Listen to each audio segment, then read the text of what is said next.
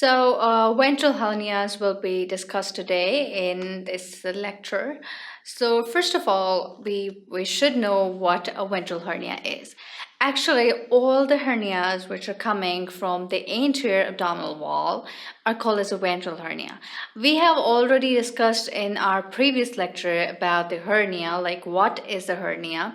So let me revise it for you guys that hernia is a protrusion of the organ or the contents through the defect which is present in the abdominal wall. It's not about only the abdominal wall. It can be a hernia is basically the protrusion of any organ, viscous contents through any defect which is present in a wall, right? So if we talk about the anterior abdominal wall hernias, or the hernias which are coming from the anterior surface of the abdominal wall, they are called as a ventral hernias. So the ventral hernias include the umbilical hernias, the paraumbilical hernias, the hernias which are coming from the umbilicus. Here you can see here are basically called as an umbilical hernia. But the hernia which is coming either from either side of the umbilicus, maybe the right side of the umbilicus, the left side of the umbilicus, above and below the umbilicus, they're called as paraumbilical hernia. So usually we put the umbilical and the paraumbilical hernias in one entity. They're called as umbilical or paraumbilical hernias. In case of children, mostly the defect is in the umbilicus, so they call as umbilical hernias. But actually the defect in the umbilical wall, but in adults we are calling it as paraumbilical hernia. In adults they're paraumbilical hernia, and in children they're mostly umbilical hernia.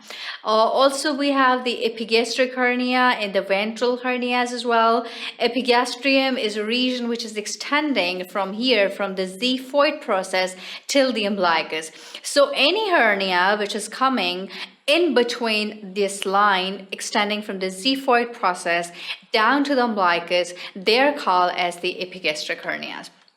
There can be incisional hernia as well. Incisional hernia, which are coming from the anterior abdominal wall alongside the incision, most commonly the incision of the laparoscopy, that is a midline incision. They're called as the incisional hernias. There can be parastomal hernias in case of ileostomy or colostomy. The surgeons actually they make an artificial hernia, but sometimes and through that artificial hernia or the opening in the interior abdominal wall, they actually bring out the ileum or the colon from that particularly from the abdominal wall, and they put that ileostomy or colostomy in a bag. But sometimes along with that there's intestinal herniation almost in 50% of the cases, so they're called as a parastomal hernias. There can be Spigelian hernias. The Spigelian hernias are coming here from the lateral border of the rectus, so they're called as a Spigelian hernias. Ventral hernias also include the lumbar hernias. They're basically in the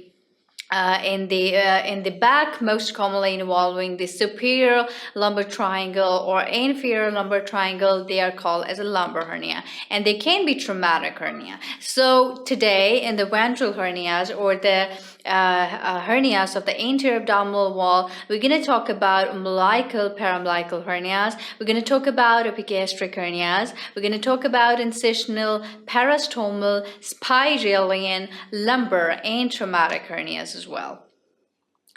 So let's start from the umbilical hernia. Actually, you can see here that this is the umbilicus. This is the anterior abdominal wall. These are the two recti muscles, which are basically on the left and right side of the umbilicus. And you can see that this is the umbilicus. Actually, what happens that the umbilical defect is most of the time closed when the umbilical cord is basically the umbilical stump is obliterated or healed.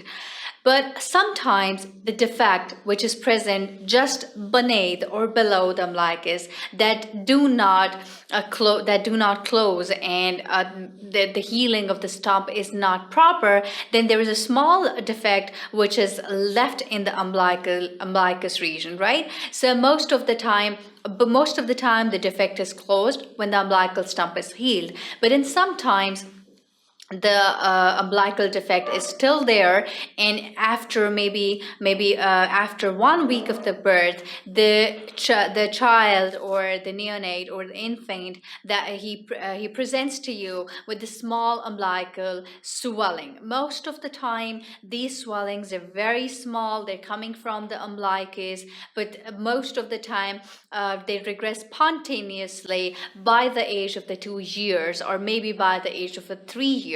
So sometimes they regress spontaneously because of the healing process. They get fibrosed and the defect is closed later on, which was initially present at birth. But actually, sometimes the defect does not close spontaneously even beyond the 2 years of the age or 3 years of the age.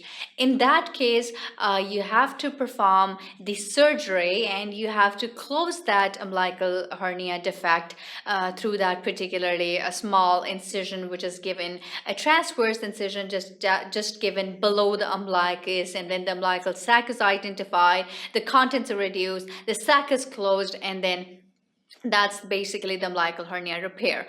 But you can see here in this diagram that this is the anterior abdominal wall. You can see the subcutaneous fat in the tissue, and these are the recti muscles.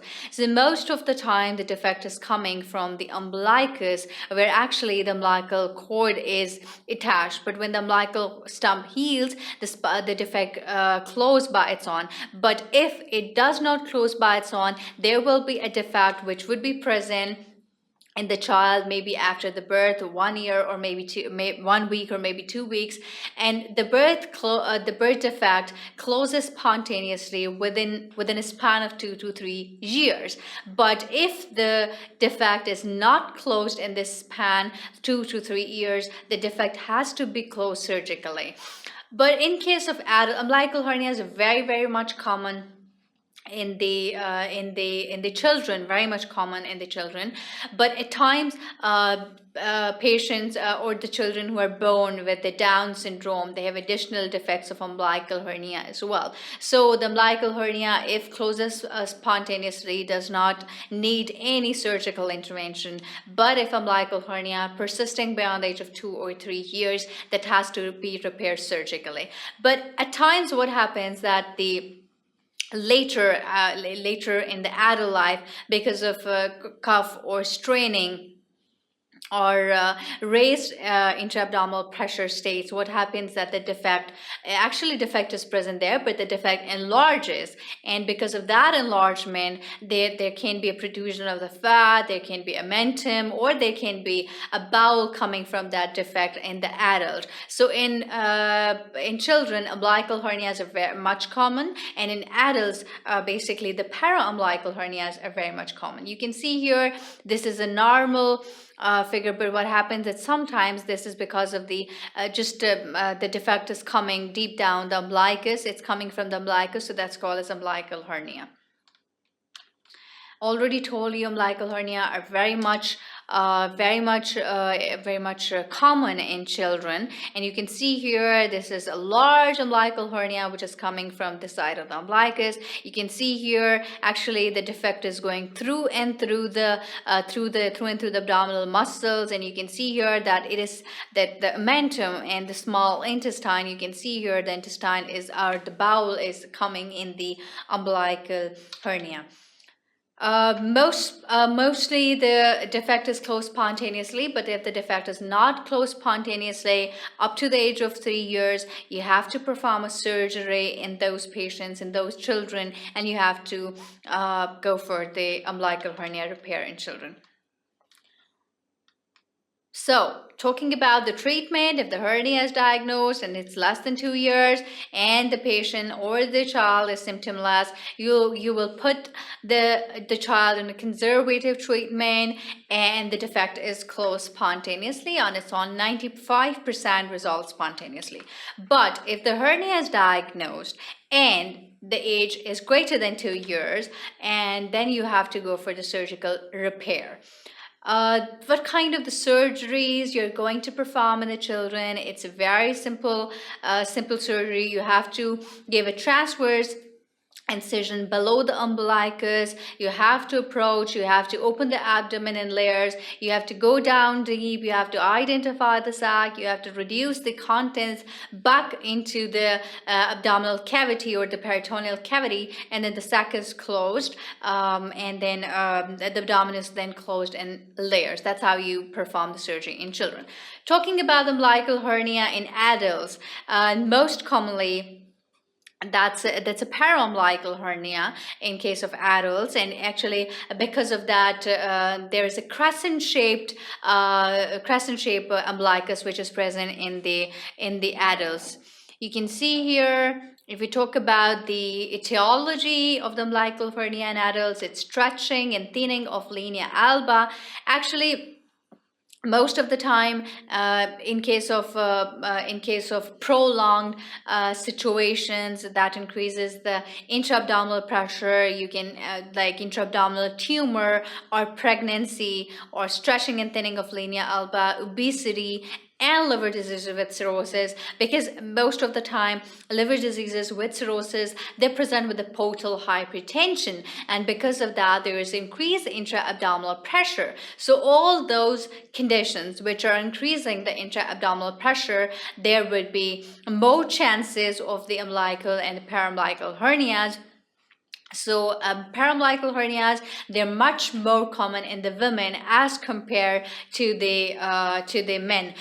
Specifically, an adult female coming to you, she is obese and she has a thin linea alba, she has a thin midline raphe, and the most of the time the defect is coming through the linea alba.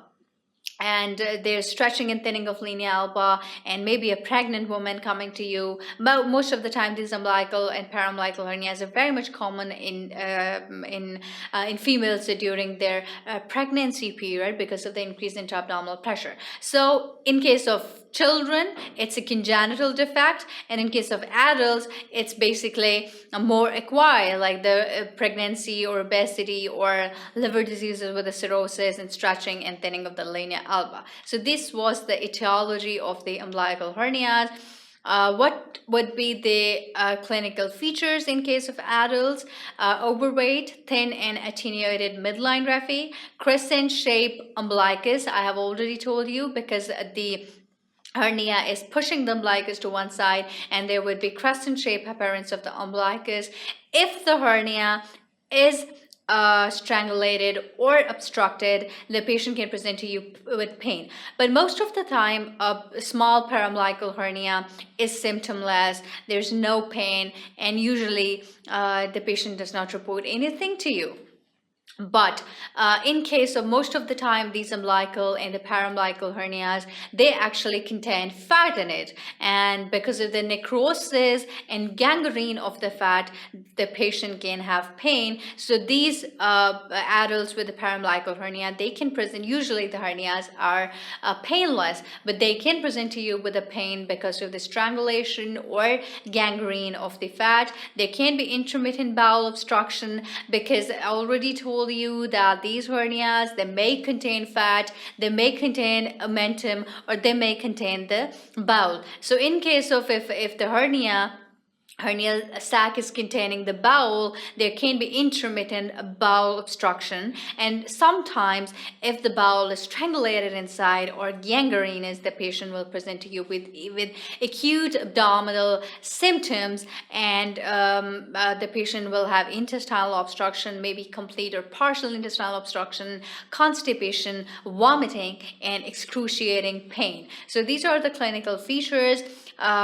Skin can be thin and stretched, because most of the time they are actually the vascular supply of the skin is compromised, and because of that there can be skin atrophy and there can be skin necrosis as well. If the hernia is strangulated or obstructed, there can be dermatitis as well because of the vascular compromise of the skin. So in adults, how an umbilical hernia can present to you: there can be umbilical or paraumbilical swelling, crescent shape appearance of the umbilicus, the patient would be overweight or pregnant, thin and attenuated midline raphe.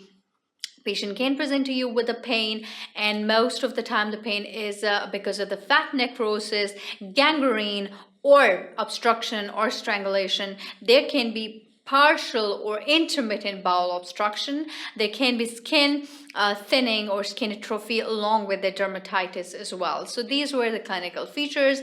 If we talk about the treatment of the umbilical hernias, one is the open umbilical repair. Actually, what you do is you give a skin crease incision just below the umbilicus, and then you find out the defect, and then you close the defect, and then obviously you seal the peritoneum, and the defect is closed. You seal the peritoneum, you close the abdomen in layers. But in sometimes, in case of the small hernia, open umbilical hernia repair is sufficient. But in case of the larger hernias, you have to go for the mesh repair. You can also proceed laparoscopically, so it can be an open umbilical hernia repair, or it can be by laparoscopic umbilical hernia repair. It can be with mesh repair, or it can be without mesh repair. If the hernia is very small, you can close the defect, and then you can reduce the contents, close the defect, close the abdomen in layers. But in case of the hernias, which are usually large, and the patient is fatty and obese, and there is a chance of recurrency, you have to put the mesh just over the defect. And the placement of the mesh, it depends upon, it can be inlay, onlay, or sublay. We're going to talk about this in this lecture later on. So there can be emergency repair of umbilical hernia. What do you mean by emergency repair of the umbilical hernia? In case of strangulated hernia, you can see here that in this picture, actually there are skin changes, and you can see there's a large paraumbilical hernia, and it's obstructed and strangulated. In case of that, you have to go for the emergency repair of the umbilical hernia. Right? So paraumbilical hernia, as already told you, mostly in adult, they're the paraumbilical hernia. You can see here, either it's the hernia is composed, or the contents of the hernia that may include the intestines, that may include the fat. You can see here it's the omentum which is coming from the umbilical hernia, but here you can see the loop of the gut or the bowel is coming out of the hernia. So the paraumbilical hernia, they are large hernias which are coming from the side of the umbilicus. So next we're going to talk about the epigastric hernias. I have already told you that the epigastric hernias are usually extending from the xiphoid process. You can see here, this is basically a xiphoid process. Xiphoid process is the point where the manubrum sterna and the xiphoid process are actually xiphi-sternal joint, and below that xiphoid process, you can see here the hernia which is extending from the xiphoid process down to the umbilicus. They're called as the epigastric hernia.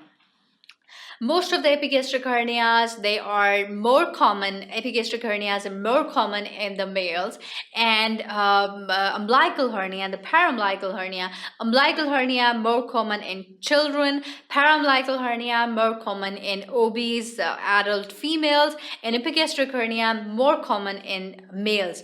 So basically, a middle-aged man is coming to you with a large epigastric swelling. So most commonly they are the epigastric hernias, and epigastric hernias are basically along the midline raphe, the linea alba. So in the epigastric hernia, the defect is in the midline raphe, which is the linea alba, and you can see here, this is a large epigastric hernia. You can see here it's coming. Sometimes there is a single defect in the linea alba, but sometimes there are more than one defect. There can be multiple defects along the linea alba. In case of umbilical hernia or the paraumbilical hernia, the defect is usually transverse. But in case of the epigastric hernia, the defect is mostly elliptical, and you have to give a midline incision, and you have to reach the sac through the midline incision, and most of the time the epigastric hernia is elliptical. You can see here in the picture.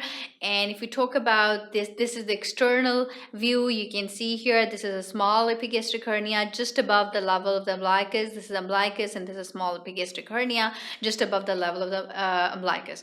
This is a large epigastric hernia. But in another thing that you can appreciate in this diagram is actually this is a midline incisional hernia, because you can see the scar here, which is extending from the xiphoid process down to the umbilicus. So the patient may have gone laparotomy in her past, and from that laparotomy scar, there is a weakening of the wall of the anterior abdomen. So that's why this hernia is coming from the incisional hernia. Most of the time, the laparotomy scar in the midline, the epigastrium region. So we can say that the incisional hernia.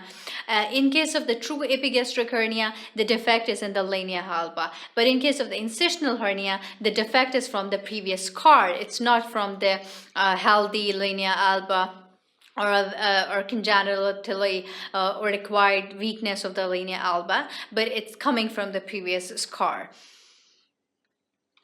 So if we talk about the diagnosis of the epigastric hernia, ultrasonography is the choice of investigation, because in case of this is the defect. You can see here, this is the wall is not intact, and there is a protrusion of the intestinal contents through this hernial sac. You can see this hole is the hernial sac, and this is basically the abdominal wall. So this is the defect, and through this defect you can see the hernial sac, and this is the neck of the sac, which is protruding from the anterior abdominal wall.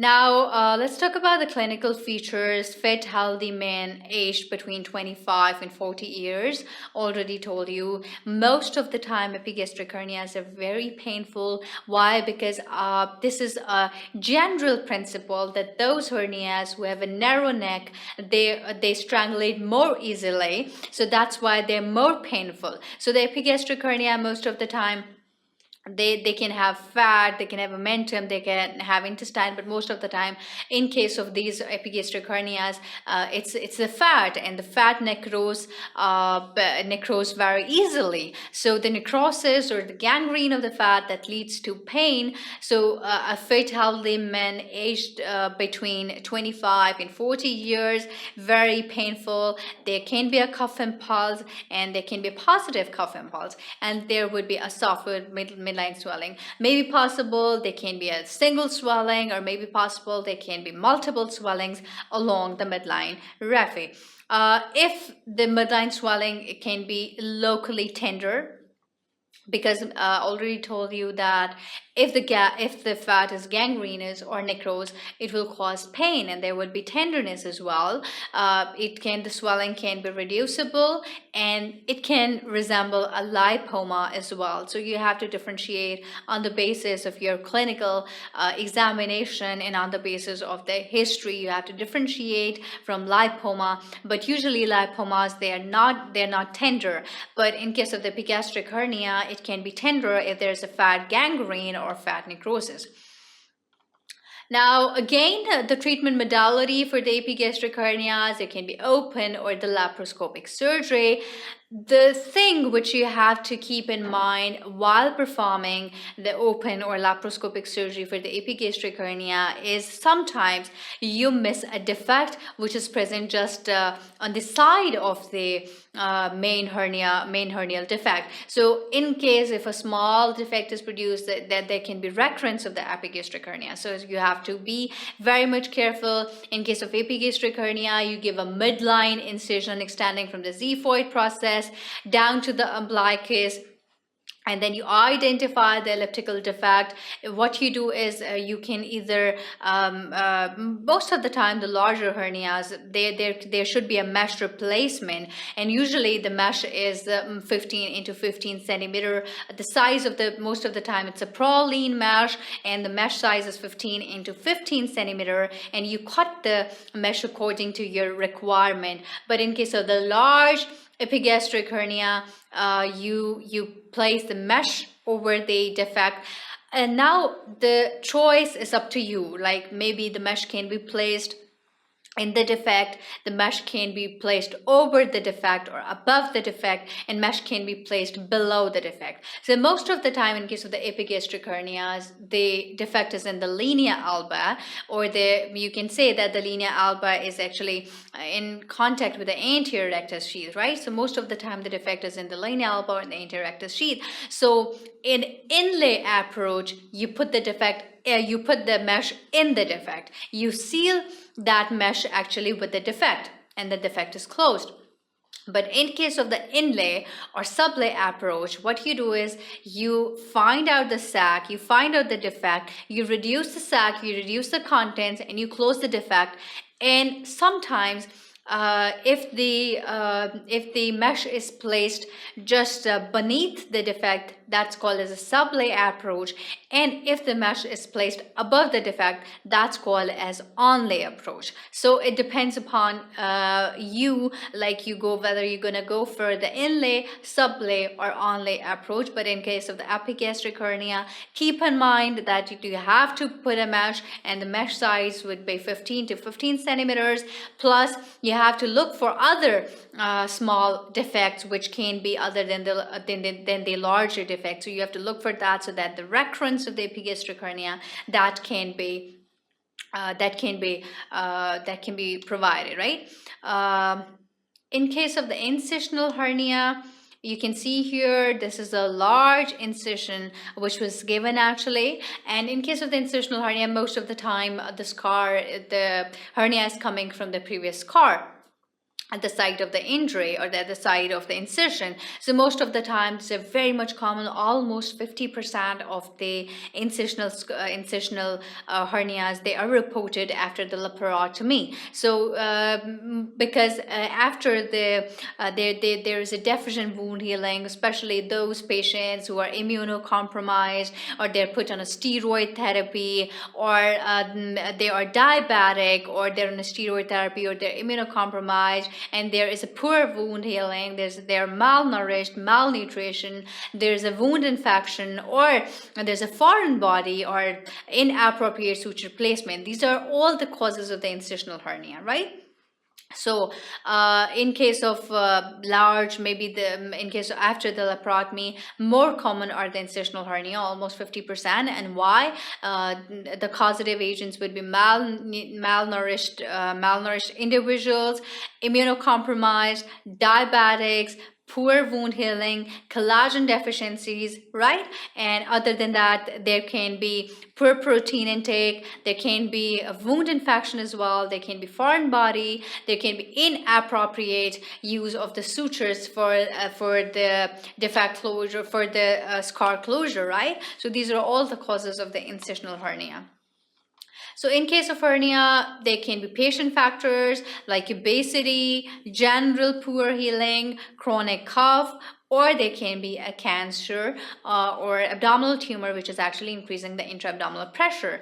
And wound factors include poor quality tissues, wound infections as well, and surgical factors, which includes the inappropriate suture material, incorrect suture placement. So basically, we divide the etiological agents into patient factors, wound factors, and surgical factors. Patient factors include obesity, generally poor wound healing, chronic cough, constipation, straining, or intra-abdominal tumor. And wound factors include poor quality tissues, foreign body, wound infection, and surgical factors include inappropriate suture material, incorrect suture placement as well.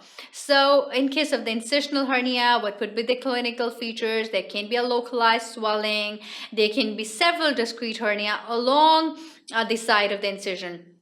maybe the whole length of the incision. There can be a large swelling coming from the from the scar, or there can be multiple discrete hernias which are coming from that previous scar. Thin atrophic skin, already told you. There can be skin changes, there can be dermatitis, there can be partial intestinal obstruction. Usually the intestinal hernias, they usually contain the mentum or the fat, but sometimes they contain the bowel as well, and there can be partial intestinal obstruction, there can be strangulation, and if the hernia is there's strangulation or there's obstruction, this is the surgical emergency, and you have to go for the emergency repair of the hernia. What are the treatment options? Again, it can be open repair, it can be a laparoscopic repair, and already told you retromuscular sublay mesh repair. Again, you can use the inlay, sublay, or onlay approach, because most of the time these incisional hernia, they're along the epigastrium, they're along the linea alba, they're extending from the xiphoid process above the umbilicus, because the midline laparotomy scar is usually from the xiphoid process down to the umbilicus. So most of the time you have to go for the open repair, which is the Mayo's repair, or you have to go for the laparoscopic repair, or you have to go for the mesh repair. Most of the time meshes are used so that the recurrence of the hernia is prevented. And in case of Spigelian hernia, now let's talk about the Spigelian hernia. Spigelian hernias are coming from the Spigelian fascia, and most of the time the Spigelian fascia is from basically the innermost facial layer of the transversus abdominis muscle. So actually, this Spigelian hernia is coming from the Spigelian fascia, and it is extending from the transversus abdominis muscle to the internal oblique. You can see here that this is the umbilicus, and this is basically the Spigelian hernia. So the Spigelian hernia is actually on the lateral border of the rectus, but it's coming from the Spigelian fascia, which is from the transversus abdominis muscle. But it's actually the location is lateral to the. You can see that this is the rectus muscle. The rectus is usually on both sides, on either sides of the umbilicus. So this is coming from the lateral border of the rectus sheath. So this is Spigelian hernia, and Spigelian hernia also comes in the differential diagnosis of the femoral and the inguinal hernias as well. So remember, the Spigelian hernia is coming from the lateral border of the rectus sheath, but it's actually the Spigelian fascia which is actually responsible for the Spigelian hernia. Again, if we talk about the clinical features, there can be intermittent pain, because most of the time Spigelian hernias, they contain the fat, and when the fat is necrosed or gangrenous, there can be intermittent pain, there can be lump, or there can be, but most of the time the Spigelian hernias, actually it's the Spigelian fascia and the internal oblique which is causing the problem. Most of the time external oblique is intact, and there can be intermittent bowel obstruction as well. So again, you can see here, this is the left rectus, this is basically the rectus muscle, and this is the Spigelian hernia, which is coming from the lateral border of the rectus, this external oblique. So external oblique is actually, it's intact, it's not involving the sternal oblique, but actually this is a left rectus, and it's coming from the lateral border of the rectus. So that's how you diagnose a Spigelian hernia on ultrasonography or the CT scan, right? And if we talk about the lumbar hernias are also the part of the ventral hernias. They are basically the intra-abdominal wall hernias. The lumbar and the traumatic and the parastomal hernia, they're also included in the ventral hernia. The lumbar hernia can be in the inferior lumbar triangle or the posterior lumbar triangle. Here you can see that this is basically you can see here this is the lumbar hernia is in the inferior lumbar triangle. The lumbar hernia can be actually in the inferior lumbar triangle or the superior lumbar triangle. The boundaries of the inferior lumbar triangle are latissimus dorsi. You can see here this is the latissimus dorsi, the crust of ilium, and in case of the inferior lumbar triangle. But in case of the superior lumbar triangle, there are the paraspinal spinal muscles, and they are just above the 12th rib. So it can be a superior lumbar triangle hernia or inferior lumbar triangle hernia. They're not very common, they're uncommon, but they usually exist, either coming from in the inferior lumbar triangle or in the superior lumbar triangle. The boundaries or the inferior lumbar triangle includes medially, you have the latissimus dorsi here, and you have the iliac crust as well. But in case of the superior lumbar triangle, you have the paraspinal or spinal muscles, and you have they are basically above the 12th rib. So lumbar hernia is coming from superior or inferior lumbar triangle. What can be the differential diagnosis of the lumbar hernia, right? There can be a lipoma in the lumbar triangle, there can be a cold abscess, or there can be a pseudo hernia. Sometimes actually it's not a true hernia, it's a pseudo hernia, so that also comes in the differential diagnosis of the lumbar hernia. So if you find any swelling in the lumbar region, it can be a lipoma, it can be a cold abscess, or it can be a pseudo hernia. Now again, the treatment modalities are exactly the same. Either you go for the open surgery or you go for the laparoscopic surgery. You reach the anterior abdominal wall, you reach the rectus muscles, and you find out the defect, you reduce the contents, you close the defect, and then the layer is again closed in, and the abdomen is closed in the layers, right? So this is how there can be two approaches. It's total extraperitoneal or it's abdominal peritoneal repair, right? This is preperitoneal space. Actually, you place the mesh in the preperitoneal space, or you are just in the extraperitoneal space. So these treatment modalities are used for the lumbar hernias. Now the parastomal hernias, sometimes in case of bowel resection, and in case of traumatic injuries, what you do is you make, or maybe if you resect a bowel or a colon for a diverticulitis, or maybe colonic cancer, what you do is you make the anastomosis and you make the ileostomy or colostomy bag. So actually what you do is surgeons, they actually make artificial hernia, which is basically they make the hernial sac in the form of a stoma. So you can see here that this is the bowel segment is resected, and the colon is basically, this is a colon, this is a descending colon, and it's just put in a colostomy bag. So this is the stoma. But actually sometimes what happens that along with the stoma, there's a herniation of the other contents as well. So in 50% of these cases in which a ileostomy or colostomy bag is made by the surgeon, there is a chance of parastomal hernia as well. So there can be traumatic hernias as well. There can be trauma to the anterior abdominal wall, and because of the trauma to the anterior abdominal wall, you have a lot of structures which are inside the abdominal wall. They can be fat, they can be omentum, they can be bowel as well. So in case of the traumatic hernia, which are involving the bowel segments, there can be a traumatic hernias as well.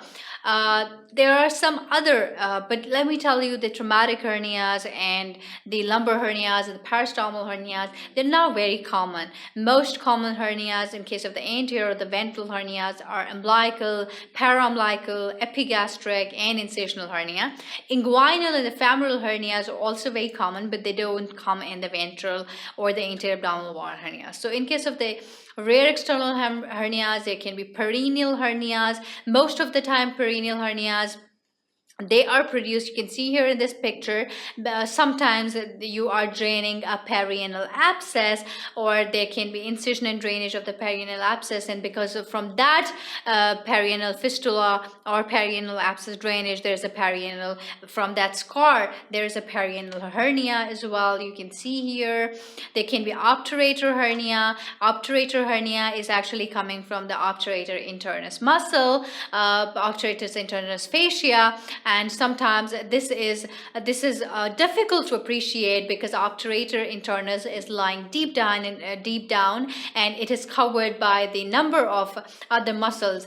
So it's sometimes obturator hernia. It's difficult to appreciate, and sometimes it can be confused with the psoas abscess or the obturator abscess as well. They can be gluteal and sciatic hernias as well. You can see here, actually, this is the gluteal maximus muscle and the fascia as well. So you can see these are basically rare external hernias, which are including the perineal hernias, obturator hernias, and gluteal and sciatic hernias as well.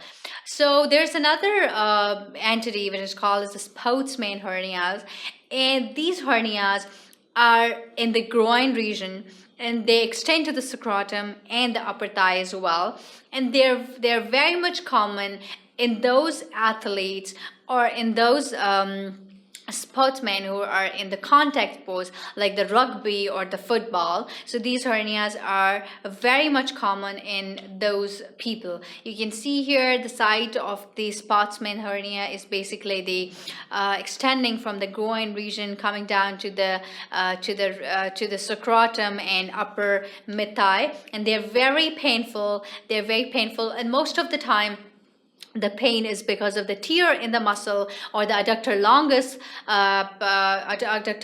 tendon or the tear in the adductor longus muscle as well. So they're very painful, and sometimes the pain persists even if the hernia is being repaired, because the pain is some theories suggest that the pain is due to the strain or sprain of the joint or the adductor longus muscle as well. So these are the Sportsman hernias.